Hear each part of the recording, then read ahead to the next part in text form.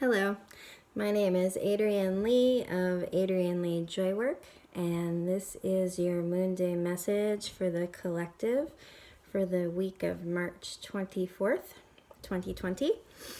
I am coming to you from Oregon. I live at the base of Y East, which is Mount Hood on most maps currently, and just a little bit from a town called Hood River, where we have had our first official confirmed case of this virus that is affecting us this Emperor year of 2020. And so as I'm feeling into what is and how we are all truly sharing a collective reality in a timeline, I pulled a card for us all for the week, and the card that came forth is the High Priestess. This card just feels like a balm for my heart, for my spirit. The High Priestess speaks to accessing the element of the divine feminine that resides in deep, deep wisdom, in listening to what the truth is, in relinquishing and surrendering any remaining resistance that we may be holding. We as humans, myself included, can become quite embroiled in our longing, in our desire for things to be not as they are. This is a common occurrence in the human experience, within the human condition, and yet here we are in this poignant time in our collective history as a species, in which if individually we choose to resist, we choose to pretend that what is happening is not happening, we choose to not engage in what we are being requested to engage in as a collective, it simply extends the communal suffering. It extends the length of time in which we will have to sequester ourselves in isolation or in our safe pods of people. The High Priestess speaks to us of simply using wisdom, common sense, taking in the data, the information, seeing what's occurring on a macro level, and recognizing that our governments and our infrastructure is putting into place excuse me, things that will continue whether we like it or not, whether we agree with the data or not, whether we agree with whether or not this is the appropriate course of action. It is what is moving through in our collective. And so how can we be with that? How can we be with that in a place of integrity, doing our work, doing our part, so that the inconvenience and pain that is happening can have the shortest lifespan possible? How can we move in these ways with wisdom, without resistance, with being with what is, knowing that so many are going to be affected, if not today, 4 weeks from now, 8 weeks from now, 3 months from now.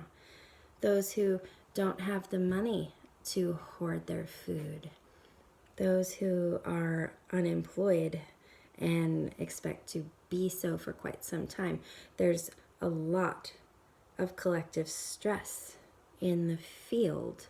So how can we do our part with wisdom, with High Priestess energy, which is very calm, very grounded, very centered?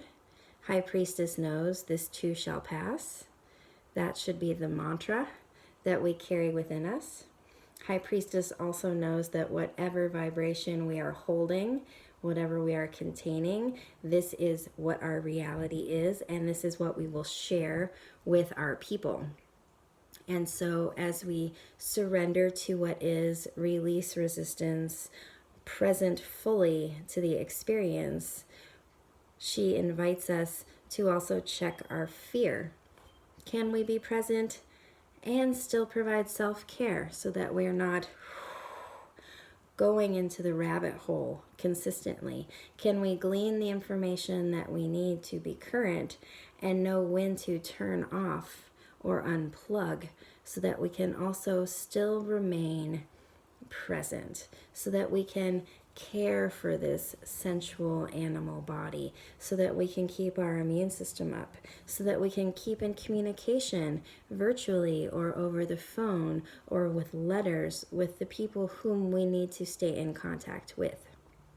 High Priestess says, let's use our wisdom. This is going on, and life is going on. Spring is happening. It's beautiful. What can we do to support ourselves in being with this present circumstance and still being alive? Right? And the stone that came forward was my large piece of smoky quartz, the one that has rainbows hidden in it.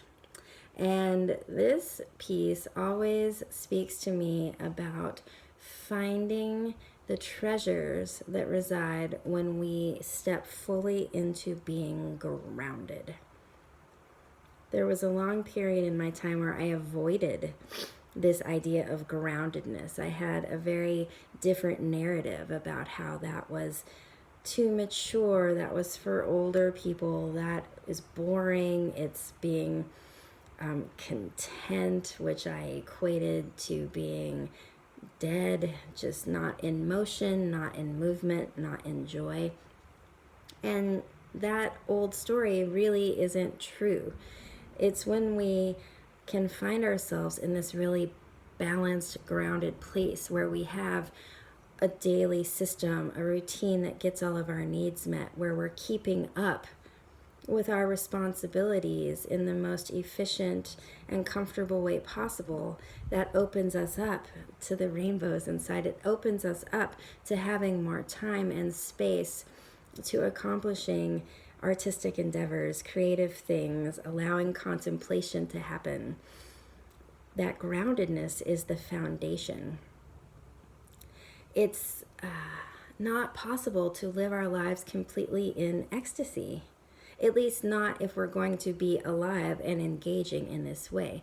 If we were monks living in a hermitage and all we needed to do was bliss out, perhaps we could live in ecstasy, but the majority of us have chosen the householder's path. We are here, we're living our lives, we're engaged, we're in the paradigm, we're woven into the matrix, we haven't stepped out. And so being grounded, calling on the power of smoky quartz to feel that center line running through the middle of our bodies, connecting us through the soles of our feet to the core of Earth herself, is incredibly important for staying in this moment, for stepping out of the fear paradigm and stepping into the, okay, I'm not resisting. I'm in High Priestess. I'm carrying this vibration. Everything will be well at some point. And for now, my instincts are alive. I'm paying attention, but I'm going to live. I'm going to live. I'm going to engage with my people. I'm going to make my body good food. I'm going to exercise. I'm going to dance. I'm not going to allow myself to fall into the inertia and numb and lethargy that can come from inundating our entire being with fear. That's only one small piece, right? And one of my favorite quotes by Gay Hendricks is, "Fear is excitement without breath." And I don't say this lightly. I'm not in any way taking in these circumstances and making light of them. There is a real experience happening collectively here that I'm definitely tracking and a part of. And can I take this vibration, this anxiety, this buzzy quality that I'm feeling from the collective, And can I give it some breath? Can I breathe into it and bring in some excitement? It's kind of exciting that I get to take an unplanned vacation and spend it with my children or my partner or my dog in my garden. It's kind of exciting that I have an opportunity to work on that book that I've been wanting to write. It's exciting to have some imposed time in which I have to be with myself. And it's okay to be excited about that and take advantage of that time. It doesn't mean that we aren't any less affected. It doesn't mean that we aren't still a part of what's happening in community. It's good self-care. It's good self-care and a way to be with what is, right? And the words that jumped out for us today are light and purification. And I'm really seeing these with the High Priestess as invitations for our own internal landscape, for our own mind space. We are here, we are part of this, but we don't have to allow ourselves to be in a continual nervous tizzy or tailspin in which we're being consistently triggered and having our entire nervous systems step into a place of trauma and fear. And so with purification, it's a question. Would it serve you best to put some parameters on how much news you take in, or how often during your day you tune into that news? No judgment, no shame. There's nothing wrong with wanting to be informed or taking in the information. And knowing that we can't really do that much about what's happening at all times. How much of your bandwidth and time and brain space needs to be taken up with that circle, that cycle, that spiral down the rabbit hole? Can you purify the mind space a little bit so that you can be more present with the animal body, who may very well need some tender, loving space and quiet and naps, or whatever your body needs at this time, so that your immune system will stay strong and you will continue to ride this wave, to be in this chaotic experience without giving out. And then light. We need to keep our eyes on the prize, right? Like, track it. Where are the light moments in your life? Last night I got to spend an hour playing video games with my 2 teenagers, and it was really sweet. It's a light for me in a really long week. Can I keep my attention on those moments? That 1 hour of sweetness, and not the 6 days of arguing and disruption and discord that preceded it, you know? Can we just be fully present with everything, but put our focus and attention on the stuff that's really good and nourishing and supporting us and supporting our people?